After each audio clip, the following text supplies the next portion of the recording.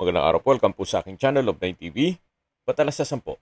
Meron po ba kayong mga properties na napapabayaan or non-performing assets? Plan nyo ibenta, pero wala kayong oras sa benta nito. Kung ito'y pagkakatiwala nyo po sa amin, tawag lang po kayo sa aking numero. Usap po tayo. Gawan ko po ng video for free. Yes, libre po. Wala po kayong babayaran. Tutulungan pa namin kayong mabenta ang inyong property. Kami na po bala sa marketing, sa boosting or paid ads, even sa tripping. Hindi na po kayo mapapagod sa pag-entertain ng mga buyers. Kami na po bala sa lahat. Tawag lang po kayo. Nandito po tayo ngayon sa Tagaytay sa isang guarded subdivision kung saan meron po tayong bagong video presentation. Isang residential property. May lot area po ito na 300 square meters at ito po'y corner lot. Ito pong bahay ay may floor area na 150 square meters more or less. Meron po itong 4 bedrooms, 4 car garage. Malaki po ang espasyo ng living area, dining area at kitchen. May maid's room. Dito po sa ground floor ay meron pong isang kwarto na kung sakali man na meron po kayong PWD or senior citizen sa pamilya, ay meron na pong kwarto para sa kanya. At dito naman po sa taas ay meron pong 3 bedrooms at napakalaki pa po ng spasyo or there's a lot of rooms for improvement. Kumbaga, kung malaking pamilya kayo, yung area po nitong covered carport ay pwede pong gawan ng family area, then sa dulo ay gawan din ng kwarto. Actually, dito sa harapan at dun sa corner side hanggang dun sa dulo ay malaki din po ang espasyo. Ito pong balkonahe ay paikot po yan sa buong second floor at may security grill at lahat ng kwarto sa second floor ay may access din po dyan sa balkonahe. So, yan po yung concrete fence at steel gate. 80% ng flooring ay konkreto na po. Kaya meron din pong spasyo kung sakaling mahilig kayo magtanim. At syempre, less maintenance na rin sa pagpapadamo. Ito po yung driveway. Ito pong covered carport ay kakasya 2 sasakyan o 3 hanggang dito sa dulo kung SUV. Mahaba po yan hanggang dun sa dulo. At yung may bintana naman, ayan yung maid's room. Ito pong structure ng bahay ay wala namang mga crack, maayos naman. So, depende na lang sa inyo kung papabago nyo itong pintura once na makuha nyo ito. Ito pong access door na papunta sa dirty kitchen ay may security grill. Yan po ulit yung driveway at sa dulo yung steel gate. Ito po yung tinutukoy ko na dito sa harapan ng bahay pwedeng gawing garahe. Nakakasya pa ang 3 sedan. Ito pong harapan ay naka-tiled wall kaya less maintenance na rin sa pintura. Maisingit ko lang po tungkol po sa dokumento nito. Ito po'y titulado, updated po ang amilyar, buhay po ang may-ari, kaya wala po kayong maging problema sa documentation o sa transfer ng title. Dito po sa gilid ay meron pong spasyo para kung sakali man na gusto nyo magtanim o ipa-landscape niyo para maganda ang kapaligiran. So yan po yung corner side nitong bahay. Tungkol naman po sa presyo at sa distance, location at travel time, sa dulong parte po ng video natin pag-uusapan ito. So sa ngayon, check po muna natin itong loob ng bahay ni Madam. Ito po yung main door na naka-double aluminum screen door at solid wood door. Samahan niyo po ako. Pasok po tayo. May wooden carved design din po itong solid wood door. Welcome po dito sa bahay ni Madam. Yan po yung dining at sa dulo yung kitchen. At dito naman po sa kabilang side ay yung living area, na kung saan very spacious po. Then meron pong mga glass windows sa palibot nito. At dito naman po yung dining area na malaki din ang espasyo hanggang dun sa kitchen. Open concept lang po ito, kaya maliwalas. Ito naman po yung formal kitchen na may kitchen countertop, wall-mounted cabinet, then storage ang kitchen utensils sa baba nito. At ito naman po yung first bedroom, na gaya ng nasabi ko sa inyo kanina, kung meron man po kayong PWD or senior citizen sa pamilya, ito yung para sa kanila. At kung gusto nyo mang meron siyang sariling toilet and bath, dito po sa harapan ay napakalaki po ng espasyo para paglagyan ng banyo. So yan po yung opinion ko lang naman. Depende pa rin yan sa inyo once na ma-acquire nyo ito. So labas po ulit tayo. Yan po ulit yung main door. Sa dulo yung living area. Ito po yung napwestuhan natin ay yung dining area. At yan po ulit yung formal kitchen. Meron din pong kitchen window. At sa likod po niyan ay yung garahe. Ito naman po yung access door papunta dito sa dirty kitchen. Malaki din po ang espasyo nito. May kitchen countertop, wall-mounted cabinet, at storage ng kitchen utensils. Naka-tile flooring na rin po dito. At ito naman po yung access door na papunta naman sa garahe, na kung saan galing na po tayo dito kanina.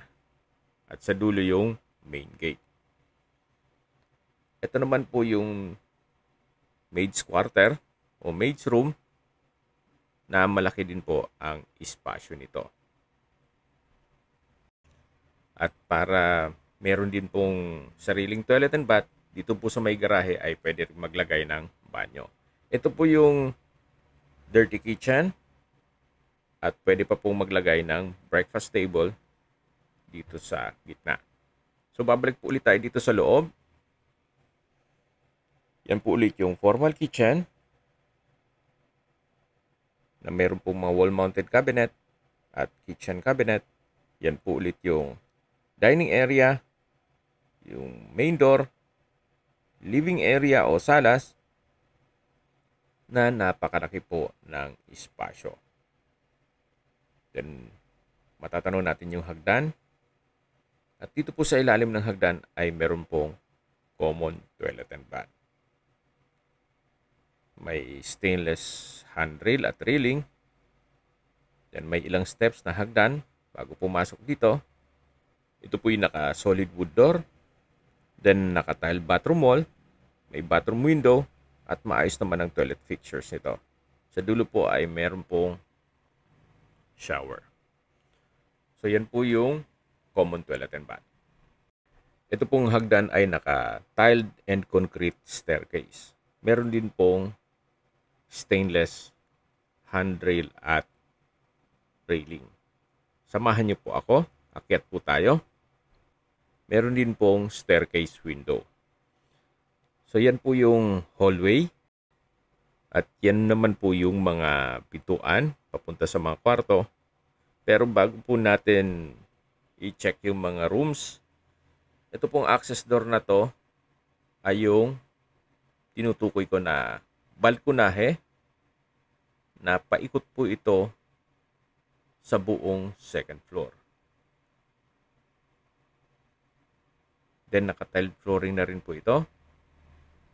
Naka-concrete railing at meron pong security grill. Dito naman po sa baba nito ay yung garahe. Napakalaki pa po ng espasyo nito. Pwede po itong gawing family area.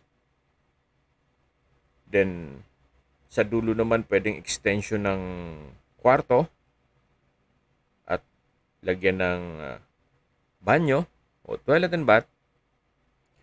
Dito naman po ay pwede pong lagyan ng another room. Kahit lagyan pa ng isa pang banyo.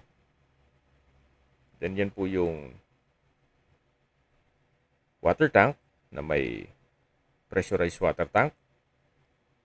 So kahit po magnegosyo kayo ng transient house dito, gawa ng ito pong location ng property ay nasa sentro mismo ng Tagaytay. O walking distance lang po sa lahat ng malls, hotels, restaurants, at iba pang pasyalan dito. So hanggang dito po sa dulo, yung balkonahe na pwede rin po ditong i-extend ang isang kwarto. Lahat pong kwarto ay may access. Ito pong nakikita nyo o nadaanan natin ng mga pintuan ay may access door po yan ng mga kwarto papunta sa balkonahe. So, na-maximize ni owner yung space. Wala siyang sinayang. Babalik po ulit tayo dito sa loob. Ito po yung access door na papunta dito sa hallway. Na dyan tayo pumasok kanina. At ito po yung mga pintuan ng mga kwarto. So, check po natin itong first bedroom. Naka-solid wood door. Then sa spasyo, malaki naman. Naka-tile flooring, maayos ang pintura. Then naka-glass window with security grill. At ito po yung tinutukoy ko na access door papunta naman dito sa balkonahe. Yan po yung tinutukoy ko na pwedeng lagyan ng another room. Actually, dito sa side na to, pwede po kayo mag-extend. Lagyan ng sariling banyo. Itong first bedroom dito sa second floor. Then, labas po ulit tayo. Check natin dito sa second bedroom. O sa kabuang kwarto, ito yung pangatlong kwarto na. Malaki din po ang espasyo nito. Naka-tile flooring, may glass window. Then ito po yung access door na papunta naman sa balkonahe. Duman na tayo dito kanina. So yan po yung balkonahe na inikutan natin. At ito po yung harapan ng bahay. Yan po yung garahe at yung main gate. Dito yung corner side. At dyan naman sa dulo yung main door. May aluminum glass door na rin po dito. At ito pong primary door niya ay solid wood. So ito po yung pangalawang kwarto dito sa second floor. Paglabas nyo naman po, ito ulit yung hallway at yan yung hagdan. At meron pong access door naman dito na papunta dito sa third bedroom. Ito pong third bedroom, halos same setup. May glass windows, may access door papunta sa balkonahe, naka-tile flooring. Ito po yung dulong parte ng balkonahe na inikutan natin. Then dun sa kabila naman yung kabilang kwarto at ito naman yung likod mismo. So dito naman po ay napakalaki din ng espasyo. Pwedeng extend yung kwarto at lagyan ng banyo. Labas po ulit tayo. So paglabas natin, yan po yung hallway at yan yung hagdan at yun po yung pintuan na papunta sa balkonahe. Ito naman po yung common toilet and bath. Maayos naman toilet fixtures, naka-tile bathroom wall, may shower at may bathroom window. So yan po yung buong second floor. So habang nagdilibot ulit tayo at pinagmamasdan nyo po itong buong kabahayan, pag-usapan na natin ang distance, location at travel time.